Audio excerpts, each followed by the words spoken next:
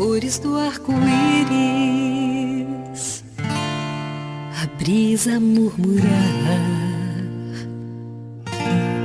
o olhar apaixonado de alguém que está aprendendo a amar,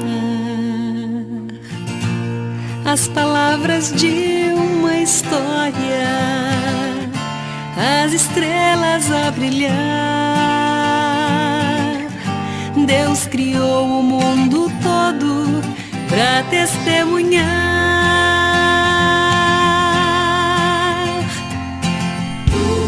Pois enquanto eu viver, vou testemunhar do amor, que minha vida seja a prova da existência do Senhor.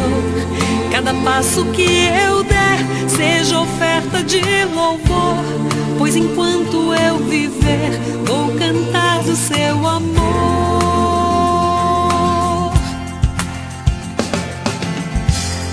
As montanhas e os vales, os rios e os mares, alguém que estende a mão pra ajudar a levantar o seu irmão.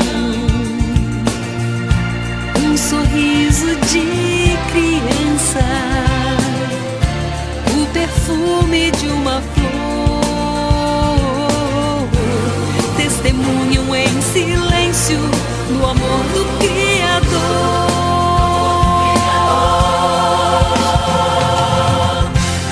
Pois enquanto eu viver, vou testemunhar o amor, que minha vida seja a prova da existência do Senhor. Cada passo que eu der seja oferta de louvor, pois enquanto eu viver, vou cantar, vou falar do seu amor. Pois enquanto eu viver, vou testemunhar do amor, que minha vida seja a prova da existência do Senhor. Cada passo que eu der seja oferta de louvor, pois enquanto eu viver, vou cantar do seu amor. Pois enquanto eu viver, vou testemunhar do amor, que minha vida seja a prova da existência do Senhor. Cada passo que eu der seja oferta de louvor, pois enquanto eu viver, vou cantar do seu amor. Pois enquanto eu viver, vou testemunhar do amor, que minha vida seja a prova da existência do Senhor.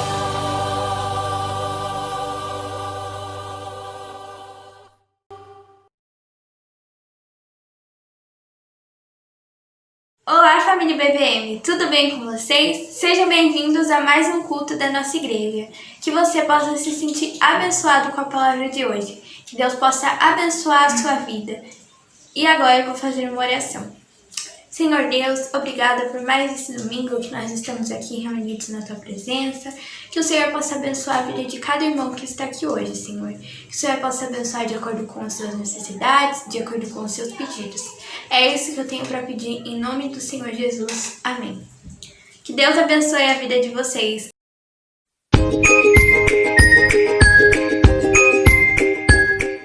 Olá, crianças! Tudo bem com vocês? Hoje está começando mais um IBVM Kids e hoje nós vamos falar sobre a história de Daniel na cova dos leões. Daniel amava muito a Deus e ele agradecia e orava a Deus por tudo que ele tinha feito na vida dele. Mas um dia, o rei proibiu que todos parassem de orar e Daniel persistiu e continuou orando, já que ele só tinha motivos para agradecer. Mas o rei descobriu e mandou prender Daniel na cova dos leões. Daniel ficou com muito medo e pediu ajuda a Deus e orou, falando assim: Deus, tenha misericórdia de mim, me tire daqui. E Deus ouviu as orações dele. Então, Deus mandou um anjo para fechar a boca dos leões e Daniel não sofreu nenhum arranhão. Então, na manhã seguinte, o rei ordenou que libertassem ele. E com isso, podemos perceber que Deus nunca abandonou Daniel. Ele sempre esteve com ele, cuidando dele. Assim como Deus tem feito conosco todos os dias. Ele nunca nos abandona. Ele sempre está aqui para nos proteger, para nos guardar nos momentos de aflições e nos momentos de medo. Nós também já tivemos medo e sempre que temos medo pedimos ajuda a Deus, assim como vocês têm que fazer também. Por isso, nunca se esqueçam, não tenha medo, tenha esperança. Até o próximo domingo, tchau!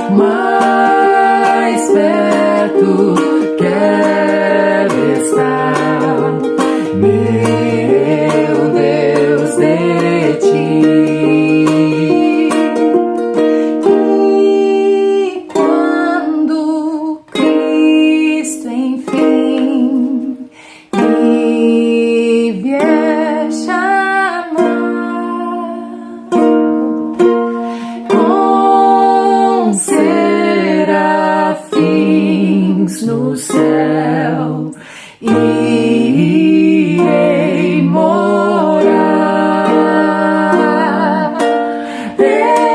então me alegrarei perto de ti, meu rei, perto de ti, meu rei, meu Deus, de ti.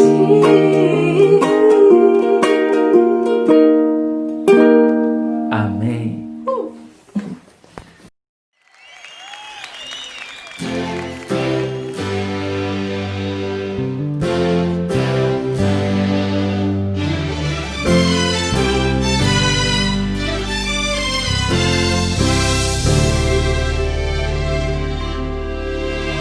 Amigo, ouça agora nesse hino o que vou dizer. Jesus é o único amigo que quer salvar você. Meu estado era pra morrer, mas recebi perdão. Justiça ele fez por mim e estendeu a mão. Sou feliz, sou de Jesus, Jesus é meu, seu braço me conduz. Só você.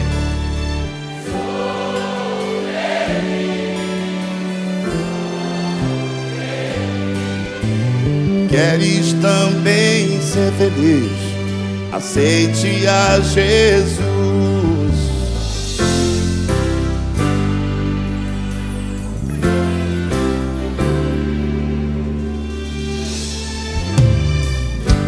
A paz que você pensa ter no mundo, eu também pensei. Tristeza e desilusão foi tudo que encontrei. Mas quando ouvi dizer que no Calvário alguém morreu por mim, e eu aceitei, hoje sou feliz. Por isso eu canto assim. Como é que eu canto aí hoje?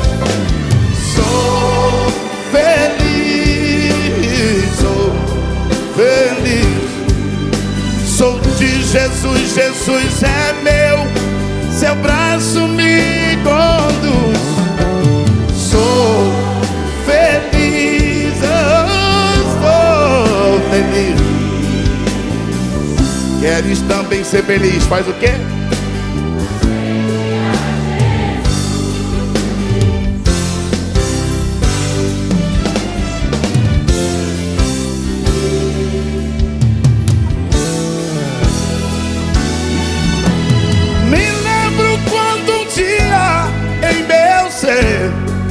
Sentia transbordar problemas e perturbadores chegavam em meu lar.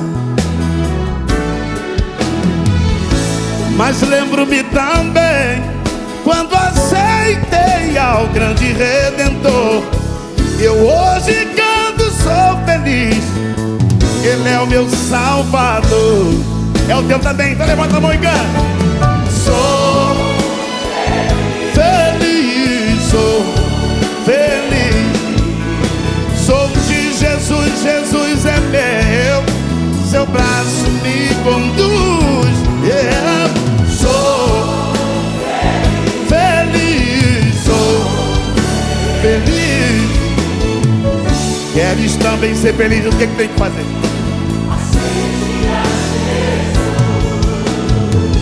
Queres também ser feliz? O que é que faz?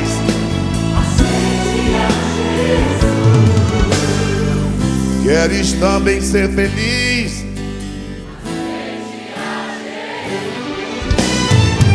Se queres também ser feliz, assim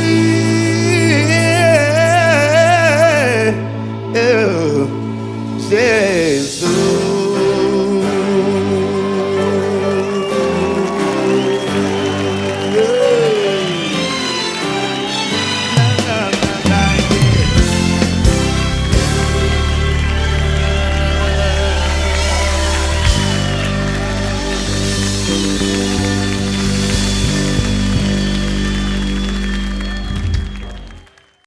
Sinto falta do seu abraço, sinto falta do aperto de mãos, sinto falta de estarmos juntos, reunidos entre irmãos.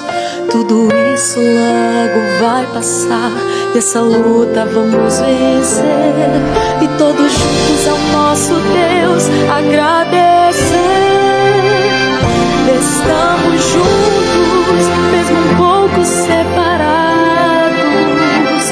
Estamos juntos nessa fé, você e eu, e com a certeza que isso logo vai passar, e em breve vou poder te abraçar, e em breve vou poder te abraçar.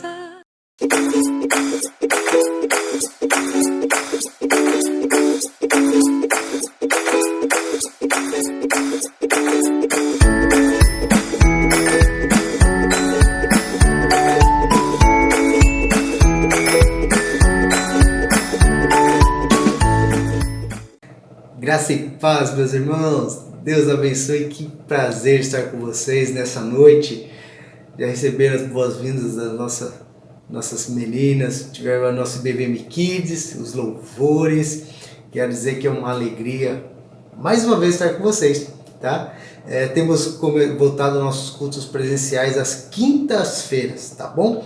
Então, se você quiser participar dos nossos cultos à quinta-feira, eu preciso de um favor, preciso que você confirme teu nome comigo, tá? Fala, pastor, eu gostaria de participar, porque tem um limite. Então, para respeitar todas as normas, a gente precisa ter um limite de pessoas. Então, está sendo benção demais. quinta-feira, 19h30, lá na Vila Muniz, na Rua Flamengo 219, Igreja Batista na Vila Muniz. Vai ser um prazer te receber. Por enquanto, nossos cultos de domingo têm sido assim online. Talvez comece presencial lá também, mas estou agora esperando um pouquinho, tá bom? Se caso você não puder estar indo lá na igreja, pelo Facebook, na página da nossa igreja, Igreja Batista na Vila Muniz, nós estamos transmitindo as pregações, tá bom? Então assim, o primeiro momento do culto é o momento de oração, pedido de orações, louvores, entrega dos dízimos e oferta. Então essa parte não é transmitida, só a palavra, tá bom? Então começa às vezes 8 horas, 10 para as 8, 8 e 5, vai depender muito, mas acompanha lá a gente, tá? Pela página do Facebook, Igreja Batista na Vila Muniz. E aos domingos, por enquanto, aqui pelo YouTube, tá? E aqueles que querem fazer a devolução dos seus dízimos e ofertas, o número da conta da nossa igreja está aí, tá bom? Para os que são membros da igreja, para aqueles que são, têm a responsabilidade e o compromisso. Quero agradecer muito aos irmãos. Semana passada, no sábado passado, tivemos a nossa assembleia e foi bem diferente, foi lá na Igreja Batista da Vila Antunes. Quero agradecer aqui ao pastor José e todos da nossa igreja irmã por nos ceder um espaço para fazermos nossa assembleia geral, para fazermos a eleição da nossa diretoria para o próximo ano e estarmos também prestando conta à igreja da movimentação financeira. Então, durante todo esse tempo, esses irmãos têm sido fiéis, têm sido uma bênção, tá bom? E lembrando que nós temos também um sonho de construirmos um templo maior, para que a igreja seja mais útil para a sociedade do que ela tem sido. Nossa igreja é uma igreja muito ativa. Aqueles que nos conhecem sabem que a gente podemos fazer para abençoar nossa comunidade em qual estamos inseridos, nós fazemos.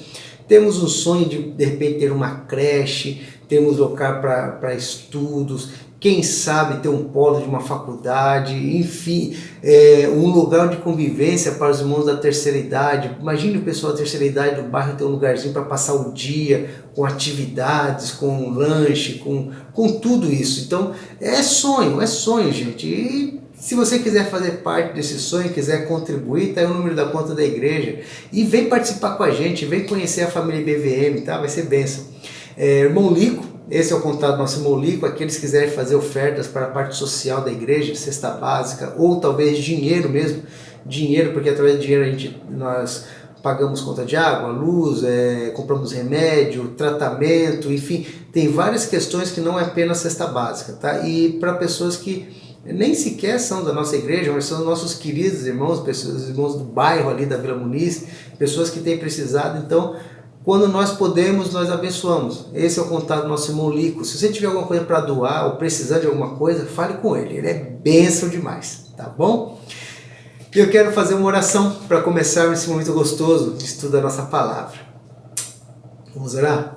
Pai querido, obrigado, Deus, por esse tempo, obrigado pelo privilégio de estarmos adorando ao Senhor. Abençoe a cada um que está ouvindo essa palavra, aqueles que estão assistindo esse culto. Eu não sei aonde o local, alguns estão no trabalho, estão em casa, estão no carro, estão na rua, eu não sei em que momento que estão assistindo, mas abençoe-os, ó Pai.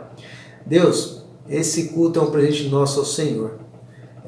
Toda a honra, toda a glória seja única e exclusivamente para Ti, ó Pai. Mas eu peço por aqueles, Deus, que estão de repente coração apertado, ou precisando de cura, ou com algum familiar precisando de cura, Pai, tenha misericórdia de suas vidas. Por esse momento difícil que estamos vivendo no Brasil, Pai, que isso passe logo, que possamos estar juntos com nossos irmãos, da maneira como gostamos, nos abraçando, nos beijando, estando juntos, nos alegrando, ó Pai. Abençoe, que esse tempo seja abreviado, mas sabemos que há um propósito do Senhor para isso tudo, e que possamos estar aprendendo esse propósito. Deus, fale conosco, me use através da Tua palavra como instrumento do Senhor, imperfeito que eu sou, pecador que eu sou, mas que seja para a Tua e Tua glória em nome de Jesus. Amém. Amém. Maravilha. Gente, seguinte, o título da palavra de hoje é o privilégio do sofrimento. Ô pastor, que negócio é? Já vou desligar aqui, eu vou assistir outra coisa, eu quero ouvir uma palavra para encher meu coração. Você vai falar de sofrimento, vai falar que é um privilégio? Sim, o privilégio do sofrimento. E por que eu quero falar sobre isso, gente? Porque, lembrando sempre, pessoal, eu estou pregando como se fosse para os nossos irmãos da IBVM, tá bom? Então, se você não é e está ouvindo, que Deus te abençoe e use. Por favor, aguarde, tá? Acompanhe essa pregação, essa palavra de Deus que é para o teu coração também. Sabe, gente, ultimamente temos vivendo um momento muito complicado, né? Junto às questões teológicas. Então existe aí há muito tempo a teologia da prosperidade, a qual diz que se você é o filho de Deus, você vai ser rico, se você, ou seja, uma mentira, a Bíblia não diz isso. A teologia, antes, há muitos anos atrás, tinha uma teologia da libertação, onde começou com alguns movimentos católicos. Hoje tem uma teologia que é muito parecida com a missão integral. Eles são importantes, mas é meio que perigoso. Por que é perigoso, pastor? Porque corremos o risco de transformar a igreja numa ONG. Se a teologia da prosperidade diz que para você, se você é um filho de Deus, você é rico, já a teologia da libertação, a teologia da missão integral, em certas faces assim, o pobre pertence aos céus. O pobre, ele é filho de Deus. O sistema, o rico é algo opressor e o pobre é... E também não é assim. O pobre, ele precisa de se arrepender, senão vai para o inferno também. E se o rico for uma pessoa que entregou a vida a Cristo, ele vai para o céu. Então a missão integral, hoje, em alguns aspectos, ela vai num viés muito extremista. Isso é perigoso, porque senão nós acabamos transformando igrejas em ONGs. Sabe, só trabalhando para o pobre, trabalhando para o fragilizado, a parte social. E quero deixar uma coisa bem clara, nossa igreja trabalha muito nisso, eu creio nisso, eu creio que uma das funções da igreja é cair na graça do povo, como diz lá em Atos 2, e isso é através de ajuda. O que podemos ajudar, nós ajudamos, porém a função da igreja não é transformar o mundo físico, mas assim levar as pessoas para o reino celestial. Porque se nós imaginarmos que vamos transformar esse mundo aqui, meus irmãos, a igreja não está aqui para isso. A igreja está aqui para apontar para o reino dos céus, que lá é eterno, o que vamos ter aflições. Entende? Então este é um problema, o problema de transformar a igreja numa ONG, que em alguns caminhos acabam se levando a isso. Então são muitos extremos. E hoje, essa semana, eu vi uma coisa bem interessante sobre a teologia dos mimados. A teologia dos mimados eu achei interessante. A nossa irmã Tati postou um link do pastor Anderson Silva pregando, eu achei bem legal. Pessoas que tudo Deus vai me dar, tudo Deus vai te dar, Deus é bonzinho, Deus é amiguinho, e a teologia do mimado. Interessante isso. Mas por que hoje eu quero falar sobre o privilégio do sofrimento? Sabe por quê, irmãos? Porque às vezes nós imaginamos que o Filho de Deus não vai sofrer. Não vai sofrer. E infelizmente muitos acreditam num Deus bonachão, aquele Deus que é só amor, aquele Deus que não corrige, aquele Deus que não existe o inferno, é o Deus que todo mundo vai para o céu. Isto também é perigoso, porque a Bíblia fala do inferno sim. Inclusive a palavra de Deus diz que Deus diz, minha é a vingança. O próprio Deus dizendo, ele lançará no inferno aqueles que não são filhos. Então preste atenção, há inferno sim, há condenação para quem não é filho de Deus sim, quer seja pobre, quer seja negro, quer seja japonês, quer seja gordo, baixo, magro, se não se arrependeu vai para o inferno sim, é o que a Bíblia diz e é o que eu creio, entende? Mas aonde vai chegar essa questão do sofrimento ao qual eu estou dizendo? Que muitas vezes nós erramos, nós pisamos na bola com Deus e aí nós não queremos sofrer. E é isso que é interessante, eu já estou preparando esse estudo, pensando sobre isso há um tempo já, porque as pessoas não querem sofrer. Recentemente tivemos uma filhinha aí, a Luísa, vai completar 2 meses, inclusive ela está aqui no quarto, faz tempo que eu não prego aqui na sala, né? Hoje ela está lá com a Mari dormindo no quarto agora. Se eu ouvir um choro, é ela acordando. E foi uma experiência muito interessante para mim, porque minha esposa, a gente conversava muito e achei que, como todas as mulheres, tinha medo do parto, medo da dor do parto. do que aconteceria, quer seja parto normal ou cesárea. Medo da dor. E o que é interessante, gente, o que é interessante? Dizem que a dor do parto é uma dor, a pior dor que um ser humano pode sentir. Mas quando o bebezinho nasce, dizem que aquela dor desaparece. E a alegria de dar à luz a um bebê é muito maior do que a dor do parto. E por um tempo, aquela dor insuportável, ela é esquecida e ela é trocada pela alegria de gerar uma vida. Entende?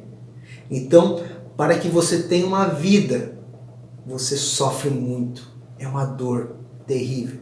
E essa dor, como tantas outras, ela é fruto do pecado, que está lá em Gênesis. Tá? Ela é fruto do pecado. E se Adão e Eva pecaram, ali vem uma maldição de Deus, então nós vamos sofrer aqui na terra, porque isso é o preço do pecado. E toda vez que nós pecamos, nós sofremos. O problema é que às vezes nós não queremos sofrer. Não queremos sofrer. E para isso, eu quero dizer para você uma coisa, é um privilégio sofrer. Mas por quê, pastor? E você vai entender. Eu gostaria que você abrisse sua Bíblia para o livro de Hebreus. Livro de Hebreus, capítulo 12. Já queria deixar bem claro, o livro de Hebreus é um livro muito incrível, muito profundo, teologicamente é absurda a profundidade. Inclusive, alguns teólogos dizem que se você não tiver a Bíblia, mas tiver o livro de Hebreus, ela se completa. Por quê? Porque no livro de Hebreus, você vê os primeiros capítulos, ele vai dizer que Jesus ele é maior do que Moisés, Jesus é maior do que a lei, Jesus é maior do que Melquisedeque, enfim, ele vai mostrando, Jesus é maior do que os anjos, Jesus ele vai mostrando ponto a ponto o poder de Jesus. E no capítulo 12, vamos ler apenas do versículo 1 até o versículo 12, ele é incrível esse texto, certo? Versículo 1 diz assim: portanto, também nós, o autor ele está se colocando nós, uma vez que estamos rodeados por tão grande nuvem de testemunhas, livremo-nos de tudo que nos atrapalha e do pecado que nos envolve. Olha que interessante, então o autor de Hebreus está falando assim, nós temos muitas pessoas olhando para nós, muitas testemunhas. E por isso a gente tem que se livrar de tudo que nos atrapalha. Mas o que, pastor?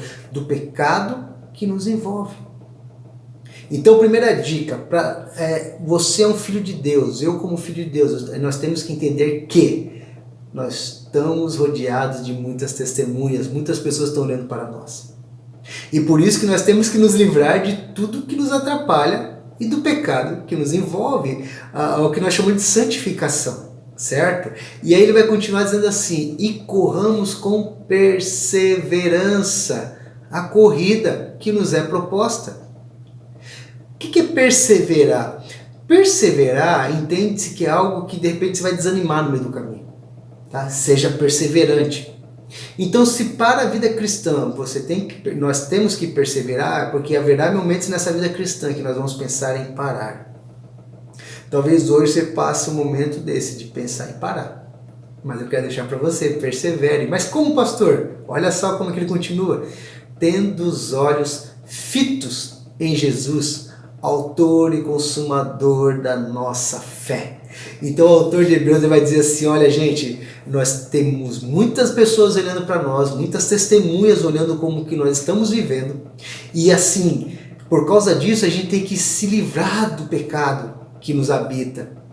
E para isso a gente vai correr com perseverança essa corrida. E olha que interessante, quando alguém corre, quando você participa de uma corrida, o atleta ele olha para frente, ele não olha para trás, ele olha para frente, ele olha para a linha de chegada. A linha de chegada é a meta, ele não olha para um lado nem para o outro porque ele pode se atrapalhar. E o autor de Hebreus está dizendo assim, por isso nós temos que olhar para Jesus. Então, meu irmão, minha irmã, para nós não desanimarmos, olhe para Jesus. Porque se você olhar para a situação financeira, talvez você vai desanimar. Se você olhar para a tua situação de saúde, você vai desanimar. Se você olhar para a tua família, você vai desanimar. Se você olhar para a tua igreja, talvez você desanime. Se você olhar para o teu pastor, você vai falar assim, meu Deus do céu, mas que pastor é esse que o Senhor me deu? Esse homem, não, ele fala mal, ele é isso, ele é aquilo. Então, se nós olharmos para as circunstâncias, nós paramos. Mas essa corrida a gente tem que olhar para Jesus. que Ele é o autor e consumador da nossa fé. Que incrível que começa esse capítulo, né? Aí ele vai continuar assim. Ele, olha que coisa tremenda, pela alegria que lhe fora proposta, suportou a cruz, desprezando a vergonha, e assentou-se à direita do trono de Deus. Agora ele vai falar que Jesus, pela alegria que lhe foi proposta, ele suportou a cruz. O autor está dizendo que a cruz para Jesus foi algo alegre. Como é que pode, pastor? Jesus sofreu, Jesus foi humilhado, sim. Mas o autor diz que para Jesus foi motivo de alegria essa proposta de ir para a cruz. Por quê? Lembra do que eu falei da dor do parto? A mulher sente uma dor terrível. Porém, quando ela vê que aquela dor gerou uma vida, ela esquece da dor. Assim é Jesus. Quando Jesus foi para a cruz, irmãos, é óbvio que ele sofreu, é óbvio que ele não quis, mas quando ele viu o que a dor dele gerou, que foi a vida, foi a oportunidade de nós sermos filhos de Deus, se tornou em alegria. A dor da cruz trouxe vida a nós. E versículo 3, aí ele vai dizer assim, ó, pensem bem naquele que suportou tal oposição dos pecadores contra si mesmo, para que vocês não se cansem nem desanimem. Então ele está dizendo assim, pensem em Jesus. Jesus suportou a cruz, Jesus não desanimou, Jesus foi persistente. Pense nele. Porque se vocês pensarem no exemplo de Jesus, vocês não se cansam e vocês não vão desanimar. Aí o versículo 4, que é incrível, ele vai dizer assim, ó, porque na luta contra o pecado, vocês ainda não resistiram até o ponto de derramar o próprio sangue. Oh, meus irmãos, aqui tem que dar uma pausa. Porque possivelmente alguns irmãos estavam reclamando da situação que vivia, das dificuldades da vida. E o autor de Hebreus aqui está dizendo assim, gente, na luta contra o pecado de vocês, vocês ainda não resistiram até o ponto de derramar sangue. Entende? Então o que vocês estão reclamando? Sendo que Jesus derramou o sangue dele por nós.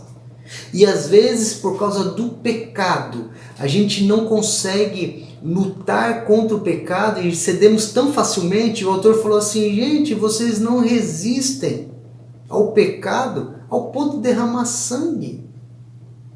Ah, pastor, mas está tão difícil a tentação, está tão difícil a provação, meu camarada.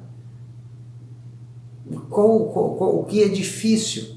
Você está sendo torturado por isso? Você está sendo colocado e tomando chibatada nas costas por causa dessa tentação? Por causa desse pecado? Não!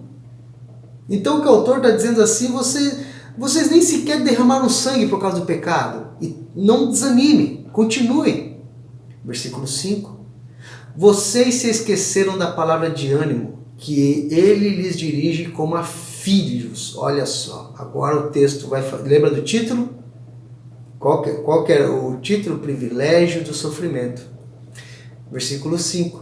Meu filho, não despreze a disciplina do Senhor e nem se magoe com a sua repreensão, pois o Senhor disciplina quem ama e castiga todo aquele a quem aceita como filho.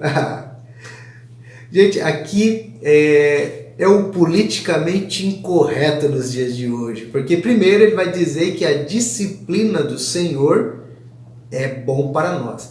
A disciplina aqui é a correção, certo? E hoje a pedagogia, algumas dias, diz que você não pode corrigir um filho porque pode causar nele traumas. A criança pode crescer traumatizada se o pai, se a mamãe corrigir, se der um tapinha no bumbumzinho, se der uma chinaladinha, se der até uma vara. A Bíblia diz sobre a vara.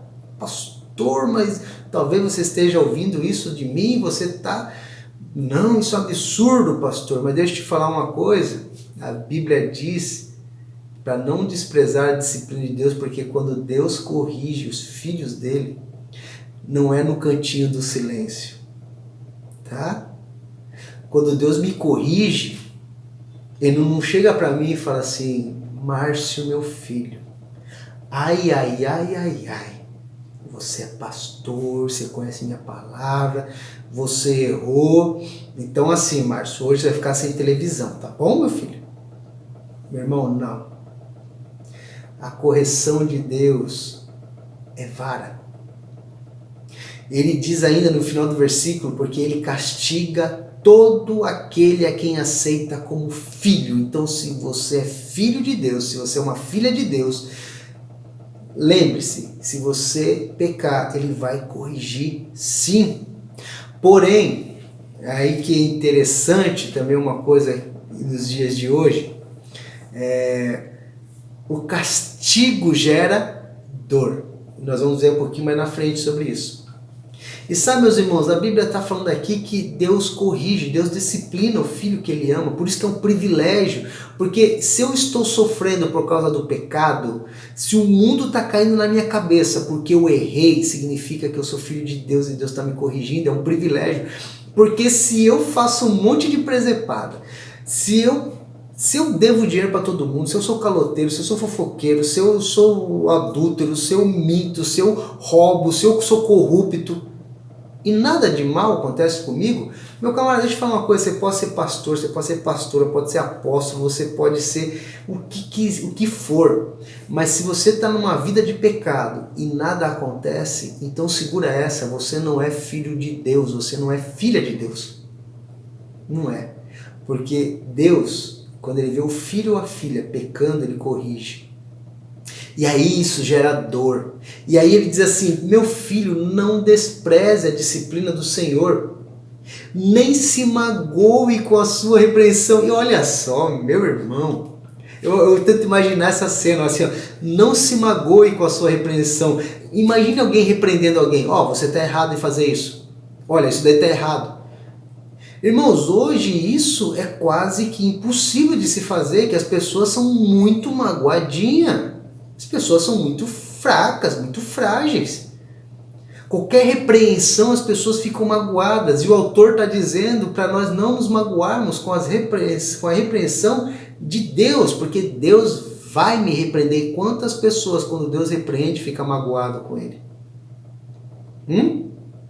Então deixa eu te falar, se Deus te repreender através da palavra dele, não fique magoadinho com Deus, não. Ai Deus, que palavra dura, Senhor. Não se magoe com a repreensão de Deus. E aí sabe o que é mais interessante? Interessante que assim, eu quero deixar claro que eu sou favorável, eu acho importante a tratamentos psicológicos, até psiquiátricos, se necessário for, certo? Mas acho que existe uma linha muito tênue. Por quê? Porque a psicologia, meus irmãos, ela trata os traumas emocionais, certo?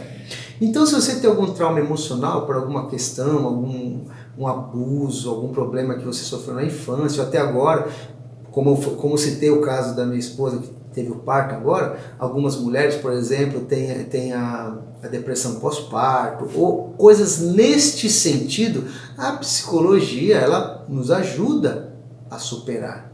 Uma síndrome do pânico, tantas coisas, não é verdade? Mas deixa eu te falar uma coisa. Se você pecou, se você está perdendo o sono por causa do pecado, se você está perdendo a fome por causa do pecado, se você está perdendo a vontade de viver por causa do pecado, você não tem que procurar psicólogo. Porque isso é consequência do pecado e psicólogo não trata isso. Você pode até ir, o psicólogo vai te falar, não, faça assim, porque alguns psicólogos dizem assim, não, isso não é um erro, não sofra por causa disso. Pelo contrário, a Bíblia diz que nós devemos sofrer pelo pecado. E muitas pessoas hoje querem pecar e não querem sofrer pelo pecado. Há sofrimento sim, o sofrimento faz parte do tratamento de Deus. Ponto.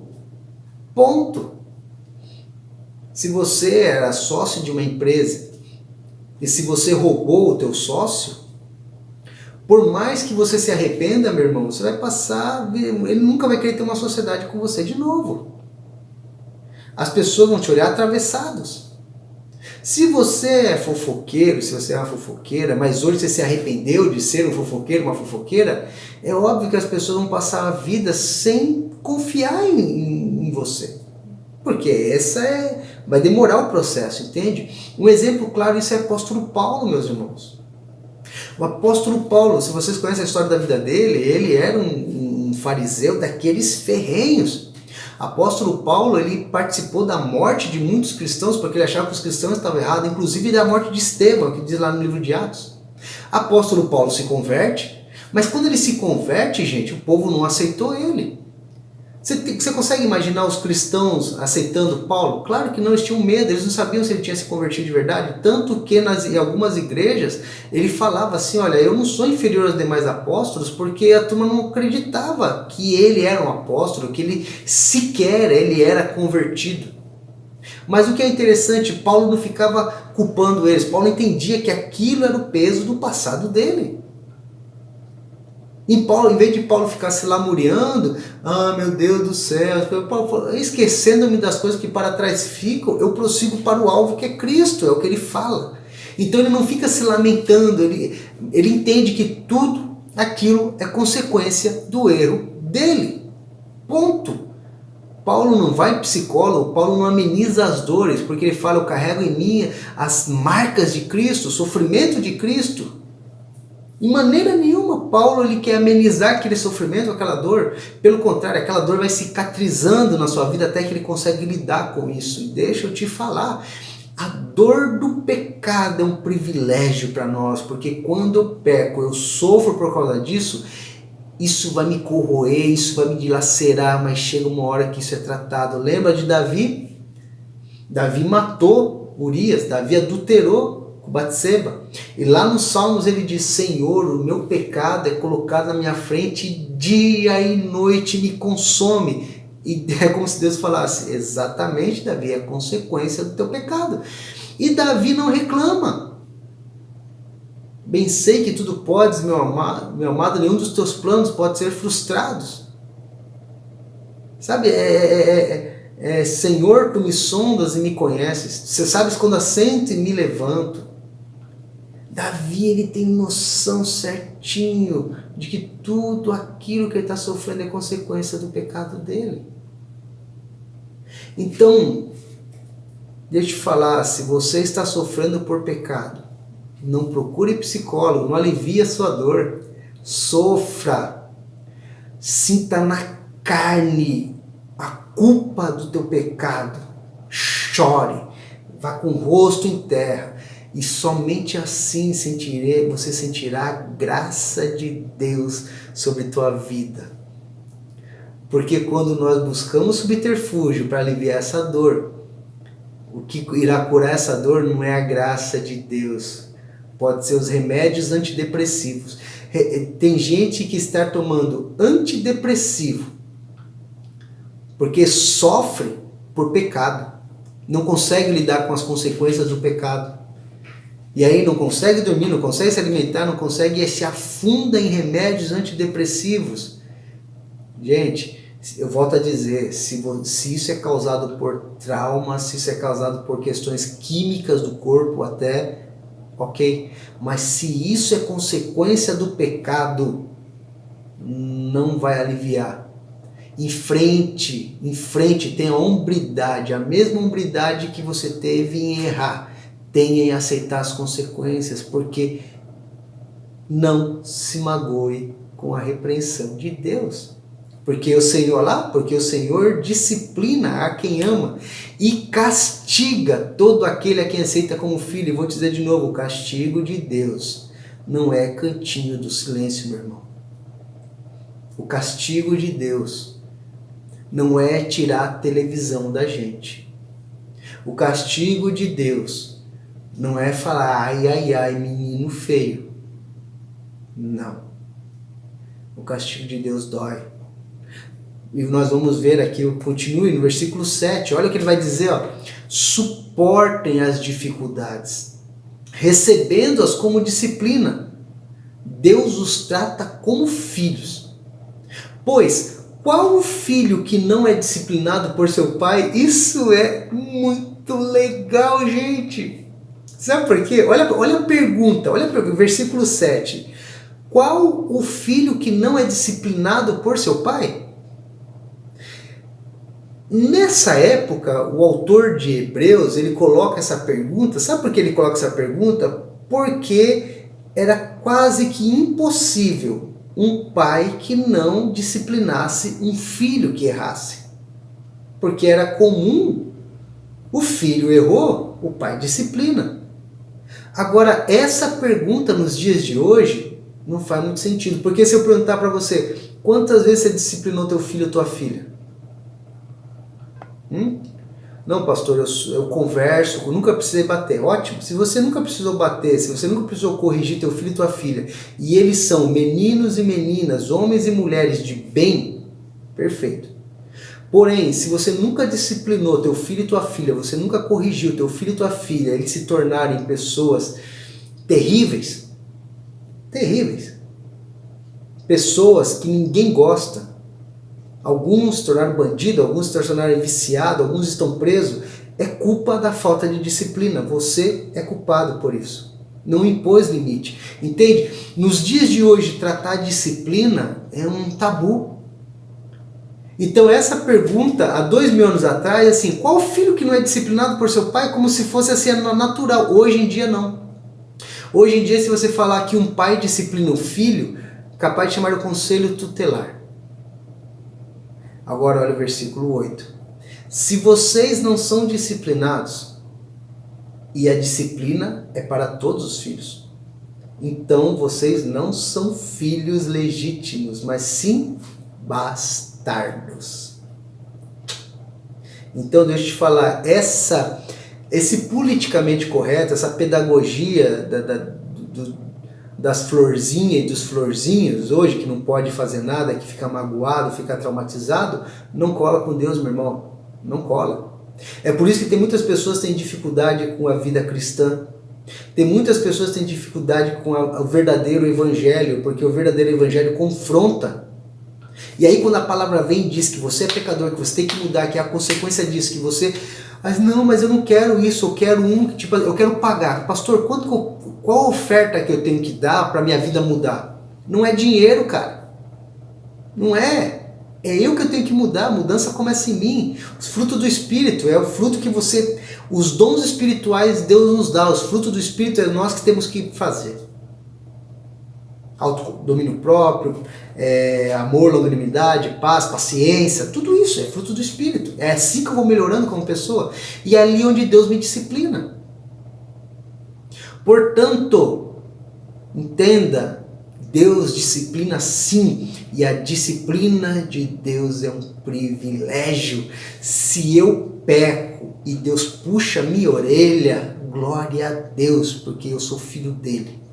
Porém, se eu peco, se eu vivo uma vida terrível e nada acontece comigo, eu sou bastardo, eu não sou filho. Sabe por quê? Porque Deus não pode corrigir o filho do diabo. O filho do diabo é o diabo que cuida.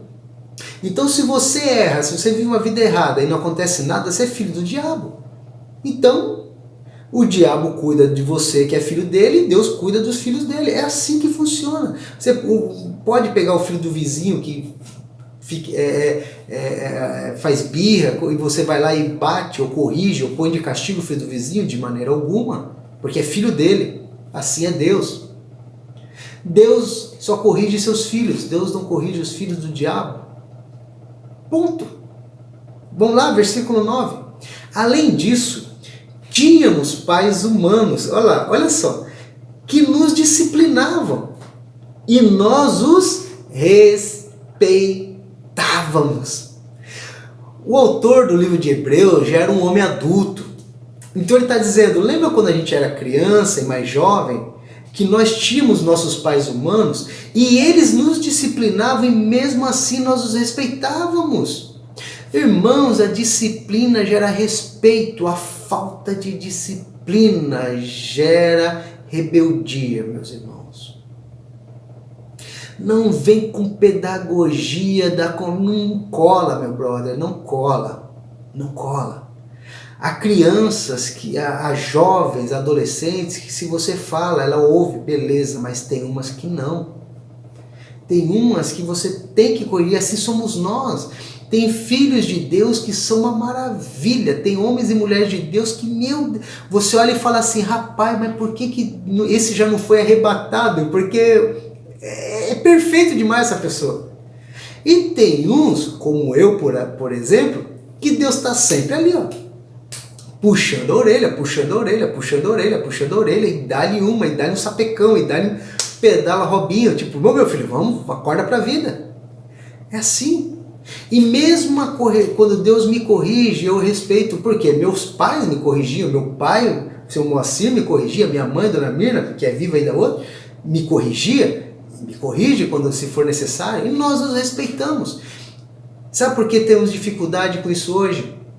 Porque como as pessoas hoje não têm disciplina, não têm respeito, não têm correção, então uma criança hoje que cresce sem disciplina, sem ser disciplinado, ela nunca vai conseguir entender Deus, meus irmãos. Olha a responsabilidade de você, pai, de você, mãe. Porque a referência de líder, a primeira referência que nós temos são os pais. Olha o que o autor disse, os nossos pais nos disciplinavam e nós amávamos eles, nós respeitávamos. Então Deus nos disciplina e a gente vai respeitar Deus. O problema é, e se chegar para o teu filho agora? Não tem limite, faz o que quer da vida e nunca tem uma correção. Pelo contrário, ganha prêmio ainda. Moleque vive bêbado, 12 anos, 13 anos, 14 anos, você dá a chave do carro para ele dirigir, ele é premiado pelo erro. Repete de ano e ainda ganha uma viagem. Ou seja, você é privilegiado aquele que erra. Agora me diga uma coisa, como que uma pessoa dessa, quando quiser andar com Deus, ela vai entender a disciplina de Deus na vida dela? Como que ela vai entender quando um pastor chegar para ela e falar assim, ó, meu camaradinha, você está errado com isso? Ela não vai aceitar isso. Aí sabe o que ela vai fazer? Se ela não estiver em igreja nenhuma, ela vai participar dessas igrejas que pode tudo. Não, vem como você está. Se é gay, aqui pode casar homem com homem, mulher com mulher, não importa quem você é. Importante é o interior. Deus nos ama como somos, não precisa mudar nada, não existe inferno, todo mundo vai para o céu, é essa patifaria. Porque para essas pessoas entender a disciplina e a correção não faz parte da vida delas. Já para o autor de Hebreus é normal, porque ele viveu, ele fala, meu pai me disciplinava e eu respeitava. Então se Deus me disciplinar, como que eu não vou respeitar? Ó, quanto mais devemos submeter-nos ao Pai dos Espíritos, para assim vivermos. Versículo 10, nossos pais nos disciplinavam por curto período, segundo lhes parecia melhor. Mas Deus nos disciplina para o nosso bem, para que participemos da sua santidade. É muito legal, porque ele fala assim, ó, os nossos pais nos disciplinavam por um curto período. Sei lá, você fez alguma coisa? Vai lá, fica de castigo, toma uma cintada, toma umas varadas, faz alguma coisa. E ele diz assim, ó, segundo lhes parecia melhor, porque nem sempre uma correção de um pai ou da mãe está correta, os pais erram também. Às vezes corrige o filho errado, um filho que fez a coisa errada, ele corrige o filho, então pode errar sim. Mas ele diz, ó, que Deus nos disciplina para o nosso bem, para que participemos da sua santidade. Sabe o que é ser santo? Ser santo é ser separado do mundo. Ou seja, é como Deus falasse assim, Márcio, você mentiu. Então, ó, vem aqui, ó, toma essa cintada. Não minta mais, porque aí eu me torno mais santo. Eu sou filho de Deus. Se eu sou filho de Deus, eu tenho que parecer com o Pai. Se eu sou filho de Deus, eu levo o nome dele. As pessoas, lembra como é que começa o texto? Nós estamos rodeados de uma tão grande nuvem de testemunhas. Então as pessoas estão vendo o Márcio como filho de Deus. E se eu errar, eu envergonho é Deus. Então quando eu erro e Deus me disciplina, eu me participo da santidade dele, porque entende que eu vou melhorar. Tá bom, Deus, eu não vou fazer mais isso. Tá bom, Pai. Aí eu começo a participar da santidade dele, da separação dele. Versículo 11. Nenhuma disciplina parece ser motivo de alegria no momento, mas sim de tristeza, não é verdade? Alguém gosta de ser disciplinado? Alguém gosta de tomar uma cintada? Alguém gosta de tomar uma varada? Ninguém gosta, gente. Ninguém gosta. Olha só. Mais tarde, porém, produz fruto de justiça e paz. Olha, grifa na tua Bíblia, versículo 11, mais uma vez. Nenhuma disciplina parece ser motivo de alegria no momento, mas sim de tristeza. O autor não está dizendo que é bom ser disciplinado. O autor está dizendo que ser disciplinado, inclusive por Deus, é motivo de tristeza. Mais tarde, porém, produz fruto de justiça e paz. Então, se hoje eu sofro, como eu já sofri demais por erros e pecados, e eu sei que eu vou sofrer lá na frente, que eu vou continuar errando, enquanto eu estou vivo eu vou pecar, eu vou errar e Deus vai tratar a minha vida. Pode ser que naquela hora eu não goste, não entenda, até me revolte com Deus, mas lá atrás ele fala assim, lembra o que ele falou? Não se magoe com a repreensão de Deus, porque Deus quer o bem para nós. Mas sabe, irmãos, olha só, depois da disciplina, produz fruto de justiça e paz. Como assim, pastor? O que é justiça? Justiça é fazer o que é correto. Então, quando eu sou disciplinado por Deus, por mais que seja ruim, por mais que isso doa, por mais que eu não entenda, por que vai produzir um fruto de justiça? Porque depois, mais tarde, eu vou saber o que é certo e o que é errado, o que é justo e o que não é justo. E vai produzir também paz. Sabe por que é paz? Sabe o que eu falei lá? Lembra que eu falei que muitas pessoas hoje buscam tratamento psicológico, psiquiátrico, por pecado? Meu irmão, enquanto você não aceitar as consequências do teu pecado, enquanto você não encarar de frente com hombridade as consequências do seu pecado e deixar Deus te tratar, você nunca terá paz. Nunca terá paz. Enquanto você jogar a culpa do teu pecado para os outros, porque isso, porque aquilo, porque não sei o que tem, você nunca vai ter paz.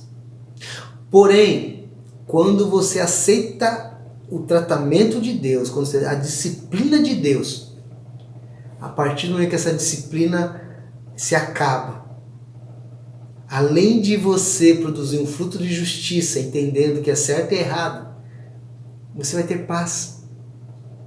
Vai ter paz, você vai parar de fugir do teu passado, cara. Você não precisa correr, se esconder, não, porque você já tratou o que tinha que ser tratado, você pagou o que tinha sido pago e acabou. Isso traz paz. Quantas pessoas hoje ficam fugindo dos seus pecados? Ele vai te perseguir, meu irmão, minha irmã, vai te perseguir se você for filho de Deus e filha de Deus.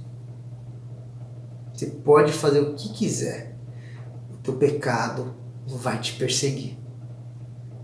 Mas se você parar, se você reconhecer que você é pecador de fato, se você aceitar o tratamento de Deus para a tua vida, se você se arrepender depois, mais tarde, não agora, demora, há um tempo, não é assim, leva-se tempo, leva-se anos.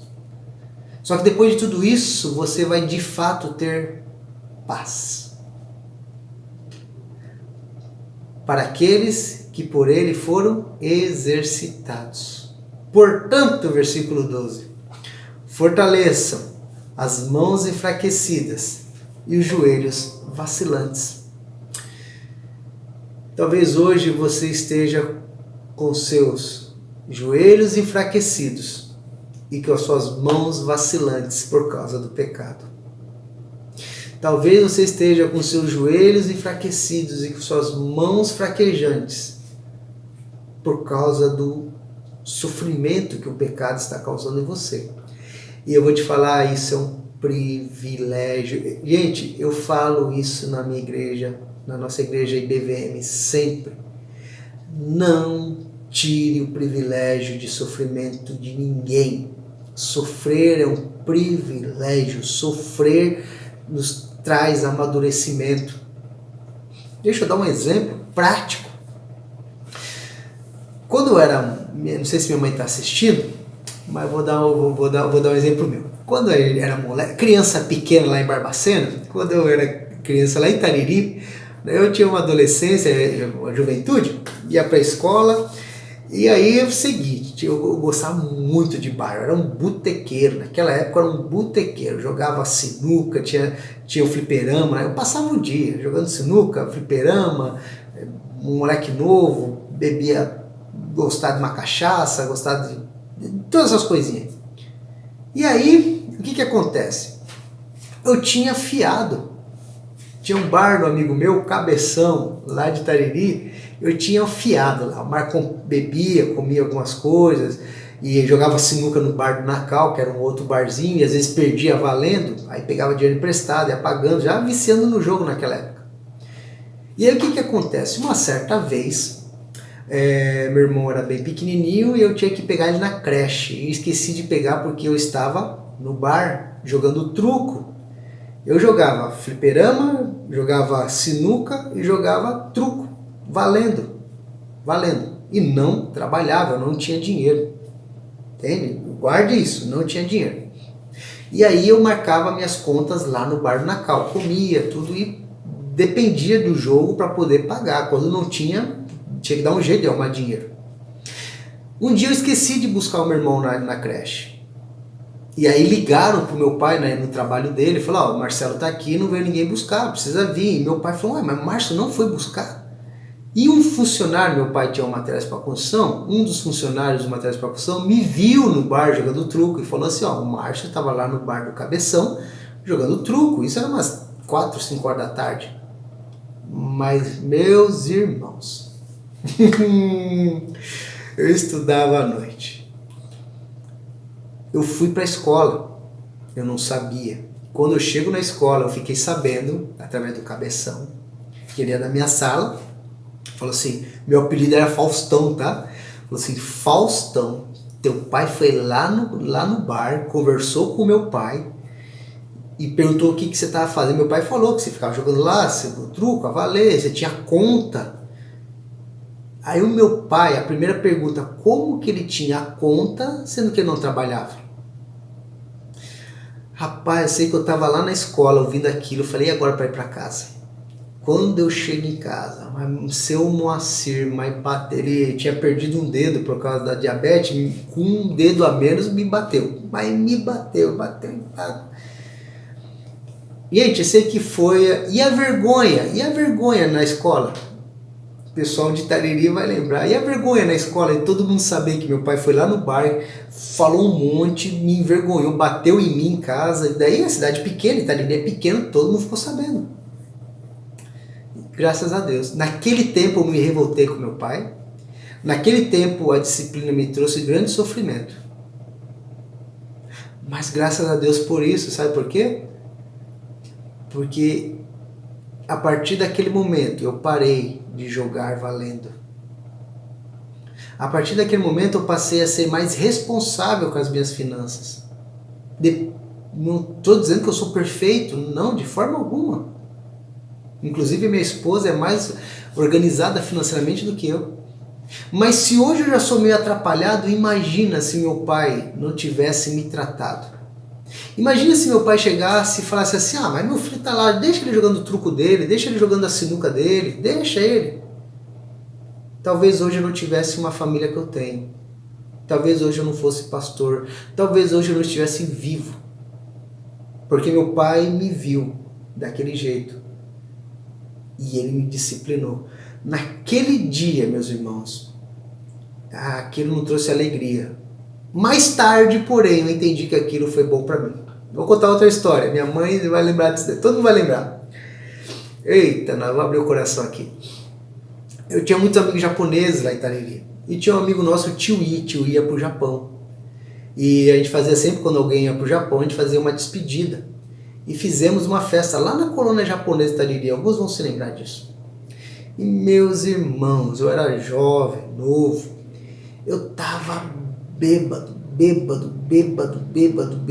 Tava caindo no chão. Uma chuva terrível. Chuva de relampejar. E eu tava lá com o pessoal, com os amigos, todo mundo lá. Daqui a pouco, lá por algumas horas da madrugada, me esqueço até hoje que o Rogério, um amigo nosso, chegou para mim e falou assim: Faustão, seu pai tá ali na porta, tá te chamando. Ah, não acreditei, gente. De madrugada, uma chuva. Meu pai não tinha carro naquela época. Cheio de amigos meus, cheio de meninas ali naquele salão. Quando eu me levanto, olho para a porta, quem tá lá de pé com guarda-chuvinha na mão? Seu Moacir. Ah, eu fui apanhando de lá até em casa. O primeiro tapa eu tomei ali na porta, na frente dos meus amigos. De lá até em casa. Castigo. Foi bom para mim? De forma alguma. Me revoltei com meu pai. Fiquei bravo com ele, fiquei muito tempo sem falar com ele. Você ficou feliz, pastor? De forma alguma. Só que hoje, mais tarde, eu entendo que tudo aquilo foi para o meu bem. Quantos amigos da minha época, meus irmãos, se alguém é de Itariri vai se lembrar de quantos amigos nossos que os pais eram omissos, que os pais nunca se preocuparam onde os filhos estavam, que os pais nunca foram buscar o filho num bar ou num lugar como meu pai foi me buscar, como minha mãe se preocupava. E muitos dos meus amigos hoje nem vivos estão, porque morreram de overdose. Porque morreram porque estavam dirigindo num carro bêbados. Vários amigos morreram dessa forma. Alguns amigos hoje, infelizmente, têm a minha idade, 42 anos, 45 anos. Hoje não tem família e vivem bêbados. Eu vou em Itariri, me corto o coração, estão lá largados, bêbados, drogados. Porque não tiveram alguém para discipliná-los, não teve alguém para chamar a atenção. Por isso o sofrimento é um privilégio. Eu sou um privilegiado por ter tido seu Moacir e Dona Mirna como meus pais, que sempre nos corrigiram. E hoje eu entendo, quando Deus me corrige, eu fico feliz. Meus irmãos, minha irmã, sofrer é um privilégio. O sofrimento é causado por causa do pecado. E se o teu sofrimento é por causa do pecado, esquece psicólogo, esquece psiquiatra. Larga os remédios, enfrenta essa dor. Mas pastor, eu não durmo porque é isso que o pecado faz. Tira sono, tira apetite. Enfrente com hombridade. Deixa Deus te tratar. Porque depois você vai lembrar do gosto disso tudo, você vai falar assim: eu nunca mais quero fazer isso. Lembra? O sofrimento nos traz frutos de justiça e de paz. Quando eu sinto gosto da consequência do pecado, eu nunca mais quero fazer, porque eu sei como é que é. Por isso que sofrer é um privilégio. Meu irmão, minha irmã, que Deus te abençoe muito. Se você é pai ou mãe, por favor, discipline teus filhos. Não estou dizendo para bater, espancar, mas discipline. Se for necessário, bata sim. Se for necessário, corrija sim. Tem crianças que você fala, ela aceita, mas tem crianças que não. Mas não sejam pais omissos, porque nosso Deus não é omisso. Quando nós criamos nossos filhos com omissão, os nossos filhos não conseguirão ter um relacionamento com Deus. Porque como se o pai e a mãe não corrigia, deixava fazer as coisas todas, por que Deus vai me corrigir? Como que o pastor vai falar para mim que eu estou errado, sendo que nem meu pai nem minha mãe fala? Compreende? Lembra do autor de Hebreus? Assim como nossos pais nos corrigiam e nós os respeitávamos. Então, meus irmãos, seu papel como pai, seu papel como mãe é corrigir e disciplinar teu filho, porque quando ela começar a ter um relacionamento com Deus, eles vão ter que saber lidar com a disciplina. E Deus não cria filho mimado. Deus quer tornar todos os filhos maduros. Que Deus te abençoe. Lembra, a mudança começa em mim. Sofrer é um privilégio, porque vai nos tornar mais justos e vai nos trazer a paz. Se hoje você sofre por causa do teu pecado, aguenta a mão, porque logo isso vai virar paz. Deixa Deus te tratar. Deixa Deus cuidar da tua vida. E que possamos estar cada dia mais aprendendo, meus irmãos, que Deus nos ama. E o que é hoje é um momento de dor, depois vai se transformar em um momento de alegria e vamos entender o porquê das coisas. Tá? Deixa eu orar por tua vida. Deus amado, obrigado por esse tempo, Senhor Jesus. Obrigado por tua palavra. Deus, é tão difícil hoje, no mundo que vivemos, onde as pessoas não sabem lidar com disciplina, não sabem lidar com limites, com correção, entender que o Senhor também corrige, o Senhor disciplina quem ama. Mas, Deus, que possamos estar aceitando as correções do Senhor, Pai, com alegria, com privilégio, porque o Senhor só corrige os filhos. E se nós somos corrigidos é porque somos teus filhos. Obrigado, Pai. Se alguém aqui, Pai, que de repente está afastado do Senhor, que essa pessoa volte aos teus caminhos. Se alguém aqui, ó Deus, que ainda não tomou uma decisão ao teu lado, que venha tomar, Pai, entregando a vida ao Senhor. Porque sabemos que o inferno é uma realidade, sim. E a única maneira de fugirmos do inferno é indo para a cruz do Senhor. É olhando para o Senhor, que é o foco da nossa caminhada cristã. Dê paz, dê alegria, dê forças a cada um aqui. Nos dê uma semana abençoada. Em nome de Jesus. Amém. Deus abençoe. Não tenha medo, tenha esperança e a mudança começa em mim. Espero vocês quinta-feira no nosso culto e qualquer coisa tem o meu contato aí. Se você quer entregar a tua vida a Cristo, liga para mim, vai ser um prazer conversar com você, tá bom? Deus te abençoe, fique com Deus, tchau.